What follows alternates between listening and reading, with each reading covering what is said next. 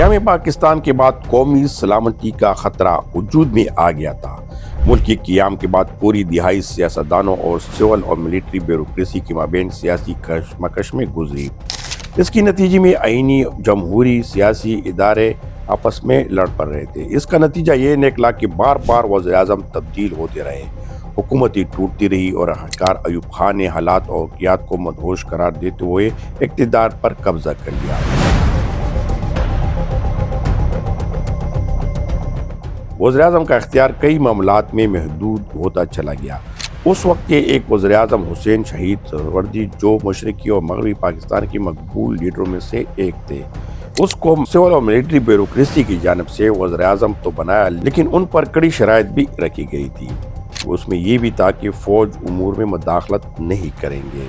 قیوم نظامی اپنے کتاب جرنیل اور سیاستدان تاریخ کی عدالت میں لکھتے ہیں کہ بانی پاکستان محمد علی جناح کو سول ملٹری کے افسروں کے بارے میں خدشات تھے، اور انہیں اس کا مشاہدہ اس وقت ہوا جب ایوب خان کو مہاجرین کے ابدکاری کے سلسلے میں سردار عبدالرب نشتر کی معاونت کی ذمہ داری سونپی گئی۔ عبدالرب نشتر نے محمد علی جناح کو پیش کی اپنی رپورٹ میں بتایا کہ ایوب خان اپنی ڈیوٹی میں پیشہ ورانہ رویہ نہیں اپنایا۔ اس پر بانی پاکستان کے یہ الفاظ تھے کہ اس افسر کو جانتا ہوں، وہ فوجی معاملات سے زیادہ سیاست میں دلچسپی لیتا ہے۔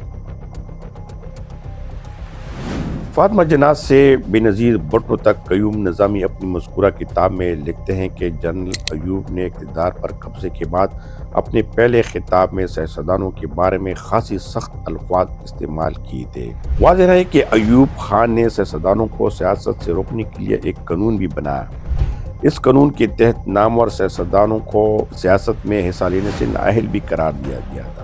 یہ قانون ایبڈو کے نام سے بنایا گیا تھا، جس کا اصل مقصد سیاستدانوں کو عوام کی نظروں میں کمزور دکھائی دینا تھا۔ پہلے مرحلہ کے نفاذ کے بعد یہ عمومی کلچر بن گیا تھا کہ حکومت کی مخالف کیمپ میں جو سیاستدان ہوتے تھے، انہیں غیر ملکی سازشوں کا حصہ قرار دیا کرتے تھے۔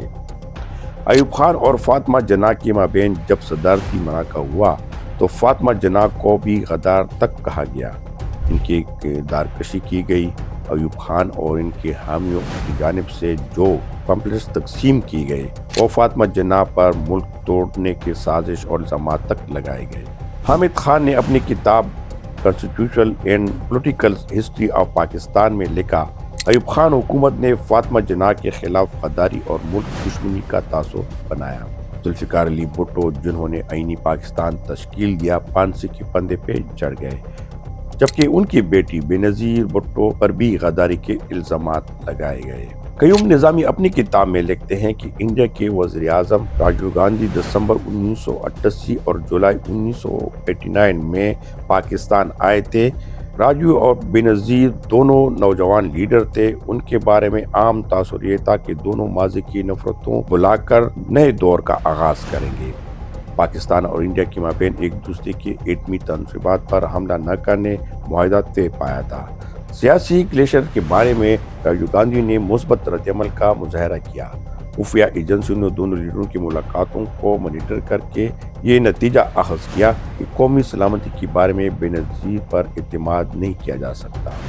سماجی کارکن اور تاریخ کے استاد عمار علی جان کہتے ہیں کہ یہ المیہ ہے کہ کبھی سب بنگالیوں کو قومی سلامتی کا مسئلہ قرار دیا گیا، اور کبھی ذوالفقار علی بھٹو کو پھانسی پہ چڑھایا گیا، اور کبھی فاطمہ جناح اور بینظیر بھٹو کو سیکورٹی رسک قرار دیا گیا۔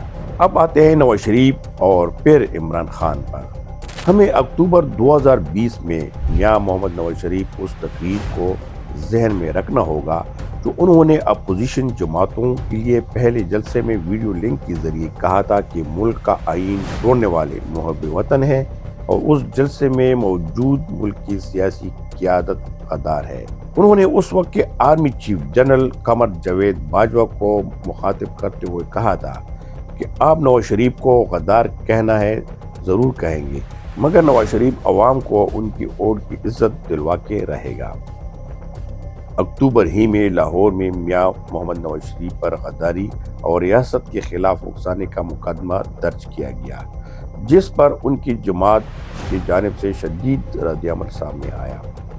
اسی طرح مارچ 2021 میں میاں محمد نواز شریف نے لندن سے ایک ویڈیو پیغام جاری کیا جس میں ان کا کہنا تھا کہ پہلے آپ نے کراچی میں ہوٹل کے کمرے کا دروازہ توڑا جہاں مریم نواز رہتی تھی اور اب آپ انہیں دھمکی دیتے ہیں۔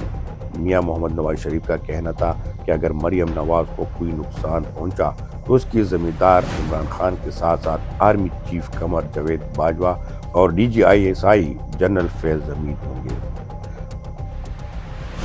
واضح ہے کہ یہ وہ موقع تھا جب میاں محمد نواز شریف ان کی پارٹی اور اسٹیبلشمنٹ کے مابین کشیدگی بڑھ چکی تھی اور یہ کہا جا رہا تھا کہ اب بریکین کے لیے واپسی ممکن نہیں۔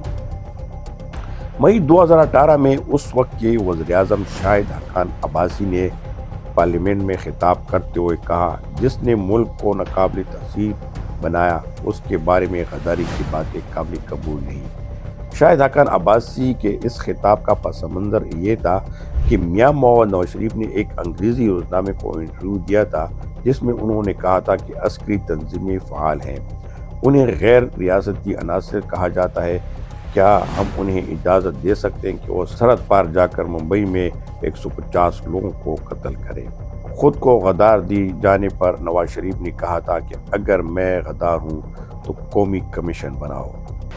واضح رہے کہ 2013 میں میاں محمد نواز شریف کی حکومت سنبھالنے سے اور بعد ازاں 2018 کے الیکشن تک ان کے اسٹیبلشمنٹ کے ساتھ محاذ آرائی عروج پر رہی تھی۔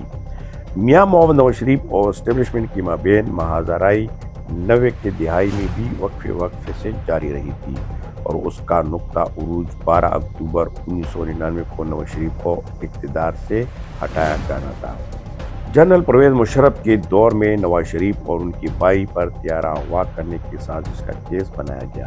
جس طرح محمد نواز شریف اسٹیبلشمنٹ کے ساتھ محاذ آرائی رہی اور انہیں الزامات کا سامنا کرنا پڑا، ایسی ہی حالات کا سامنا اب اس وقت عمران خان کو بھی ہے۔ جمعے کے دن ہونے والے DGI کے پریس کانفرنس سے اس شائع کو تقویت پہنچی کہ اب سابق وزیر اعظم عمران خان، ان کی پارٹی اور ملٹری اسٹیبلشمنٹ کے مابین کشیدگی اپنی انتہا کو پہنچ چکی ہے اور یہاں سے واپسی شاید اب ممکن نہیں۔ عمران خان اور اسٹیبلشمنٹ کے مابین کشیدگی بنیاد تو 2022 میں PTI حکومت کے خاتمے سے توڑا قبل پڑ گئی تھی، مگر وقت کے ساتھ ساتھ چند ایسے واقعات جنہوں نے اس کی شدت میں اضافہ کیا۔ عمران خان نے اپنی حکومت کے آخری دنوں میں اس وقت کے army chief general Qamar Javed Bajwa پر تنقید شروع کر دی تھی۔ میر جعفر، میر صادق اور اس طرح نیوٹرل جیسے لفظوں اور ان میں چنے منے الفاظ جنم لیتے تھے۔ جیسے جیسے عمران خان کا یہ احساس کہ عدم اعتماد کے نتیجے میں حکومت ختم ہو سکتی ہے تقویت پکڑتا گیا، ویسے ویسے وہ جارحانہ ہوتے چلے گئے۔ حکومت کے خاتمے کے بعد کشیدگی مزید بڑھتی چلی گئی اور پھر 9 مئی کا لمحہ آن پہنچا۔ یہ وہ موقع تھا جب دونوں طرف کشیدگی کو نیا رخ ملا۔ پھر اگلی ہی سال 8 فروری کے انتخابات کے نتائج پر PTI کا عدم اطمینان اور رد عمل کشیدگی کو مزید بڑھتا گیا۔ 26 نومبر 2024 کے واقعے نے جلتے پر تیل کا کام کیا۔ حالیہ دنوں میں سابق وزیر اعظم سے ان کی بہنوں، بعض پارٹی رہنماؤں اور خیبر پختونخوا کے نئے وزیر اعلیٰ کی ملاقاتوں میں بندش کی خبریں بھی دو طرفہ کشیدگی کو واضح کرتے دکھائی دیتی ہے۔ اس پس منظر میں سابق وزیر اعظم کا سماجی رابطے پلیٹ فارم ایکس پر بیان انتہا ٹھہرا۔ حالیہ تاریخ میں آگے پیچھے 2 سابق وزیر اعظم کو قومی سلامتی کے لیے خطرہ قرار دینا کیا معنی رکھتا ہے؟ اس ضمن میں عمار علی جان کہتے ہیں، حب وطنی، غدار، ملک کی دشمنی، کرپشن، یہ سب ایسے الفاظ ہیں جو پروپیگنڈے کے لیے استعمال ہوتے ہیں۔ اس کے سوا ان الفاظ کی کوئی اہمیت نہیں۔ ایک ہی فلم ہے جو عوام کو بار بار دکھائی جاتی ہے۔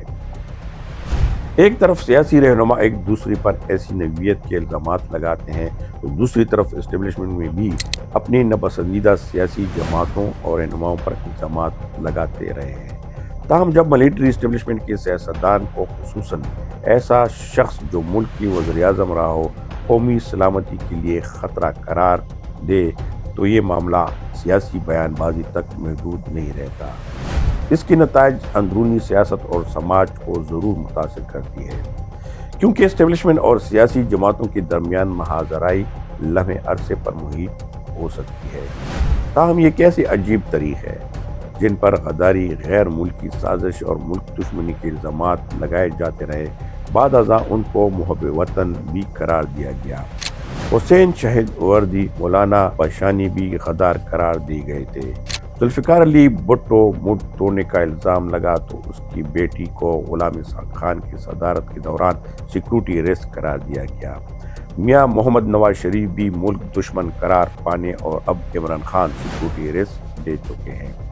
سوال یہ ہے کہ سیاستدان جب ایک دوسرے پر الزامات لگاتے ہیں تو یہ در حقیقت ایک دوسرے کے سیاسی نعرے یا سیاست پر تنقید ہوتی ہے، لیکن جب اسٹیبلشمنٹ جو خود کو غیر سیاسی کہتے ہیں اور حالیہ پریس کانفرنس میں بار بار یہ کہا بھی جاتا رہا کہ فوج کو سیاست سے دور رکھا جائے، تو ان کی جانب سے سیاستدانوں پر اس طرح کے الزامات کیوں؟ عمار علی جان کہتے ہیں، ہمارے ایک بدقسمتی یہ ہے کہ D G I S P R کو یہ حق دیا گیا ہے کہ وہ اس بات کی تعین کرے کہ کون سلامتی کے لیے خطرہ ہے اور کون نہیں۔ جب ہم ریاست اور حمل وطنی کی بات کرتے ہیں تو کسی ایک ادارے یا محکمے کے پاس حق نہیں ہونا چاہیے کہ وہ یہ فیصلہ کرے کہ ہم پاکستانی ہیں، اور اگر عوام کسی کو ووٹ دیتے ہیں یا سپورٹ کرتے ہیں یا اس کے خلاف ہوتے ہیں تو یہ حق صرف عوام کے پاس ہونا چاہیے۔